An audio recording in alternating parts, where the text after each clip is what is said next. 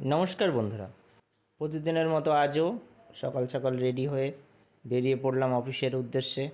আজ বেশি পার্সেল ছিল না, ছিল 7-8টা মতনই পার্সেল ছিল।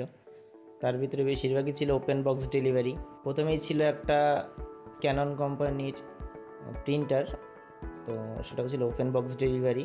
তো গিয়ে ওপেন বক্স ডেলিভারি যেহেতু ভিডিও তো করতেই হতো, তো দাদাকে বললাম ভিডিওটা করতে। দাদা ভিডিওটা করছিল আর আমি বক্সটা ওপেন করছিলাম। তো বক্সটা ভালোই ভারী ছিল। নিয়ে যাওয়ার সময় তো অফিসের দাদারাই হেল্প করে দেয় গাড়িতে মাল তোলার জন্য। তো অফিস থেকেই তুলে দিয়েছিল বক্সটা।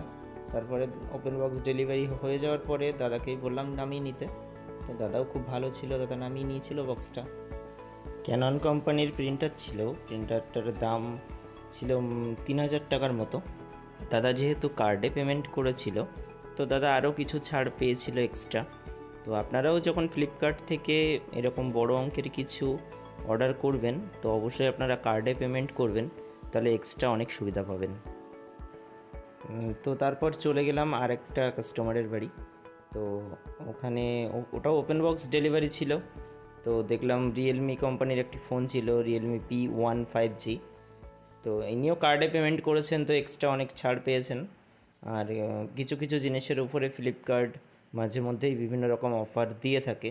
তো দাদাদের কাছে শুনছিলাম, দাদারাও বলছিল যে ফোনটার দাম অনেক, কিন্তু তারা কার্ডে পেমেন্ট করেছে বলে এক্সট্রা ছাড় পেয়েছে। আর তাছাড়া ফ্লিপকার্টের তো অফার চলছে এখন।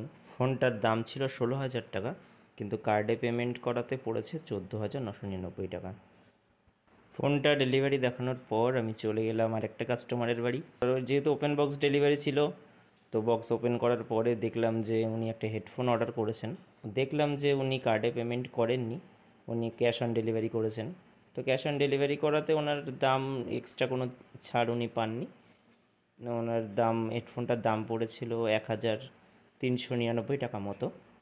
কার্ডে পেমেন্ট করলে হয়তো আর একটু কিছু ছাড় পেতেন উনি।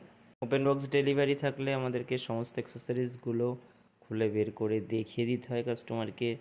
তো তারপরে সমস্ত কিছু দেখানোর পর আরও 3টে পার্সেল ছিল, সেগুলো ডেলিভারি করার পর চলে এলাম অফিসে।